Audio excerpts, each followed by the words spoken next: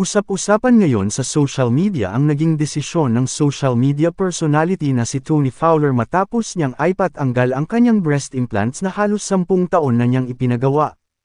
Sa isang ibinahaging video, inamin ni Tony na matagal na niyang pangarap ang muling magkaroon ng natural at mas flat na dibdib.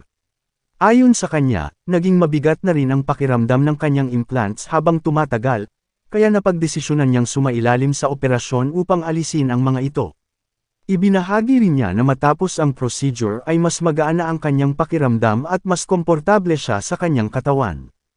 Marami ang nagulat sa naging desisyong ito dahil kilala si Tony sa kanyang matapang at glamorous na imahe.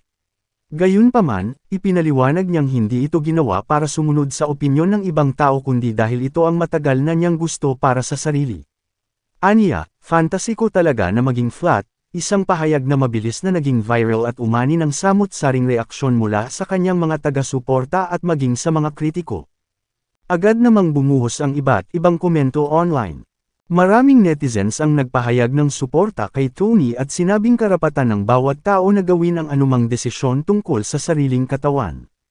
Para sa kanila, mas mahalaga ang kalusugan, kaginhawaan, at personal na kaligayahan kaysa sa pagsunod sa beauty standards. May ilan ding humanga sa pagiging bukas ni Tony sa pagbabahagi ng kanyang karanasan, dahil maaari umano itong magsilbing inspirasyon sa mga taong nagbabalak ding sumailalim o magpatanggal ng cosmetic enhancements. Sa kabilang banda, mayroon ding mga netizens na nagsabing nakakagulat ang kanyang naging hakbang dahil malaking bahagi ng kanyang dating imahe ang kanyang enhanced figure.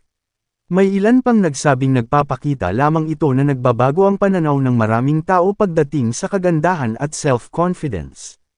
Para sa iba, mas mahalaga pa rin ang pagiging komportable sa sariling katawan kaysa sa panlabas na anyo. Sa pananaw ng maraming observers, ipinapakita ng pangyayaring ito na walang iisang sukatan ng kagandahan.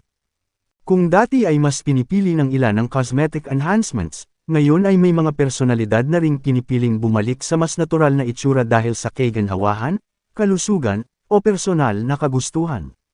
Ang desisyon ni Tony Fowler ay muling nagbukas ng diskusyon tungkol sa body positivity, body autonomy, at ang kalayaang gumawa ng sariling desisyon nang hindi naaapektuhan ng pressure mula sa publiko. Sa ngayon, patuloy na pinag-uusapan sa iba't ibang social media platforms ang naging flat era ni Tony Fowler. Habang may mga pumupuri at may ilan ding nagugulat sa kanyang desisyon, nananatiling malinaw ang kanyang mensahe, ginawa niya ito para sa kanyang sarili at dahil ito ang matagal na niyang pinapangarap. Dahil dito, lalo pang naging viral ang usaping ito at patuloy na umaani ng libu-libong reaksyon, komento, at pagbabahagi mula sa netizens.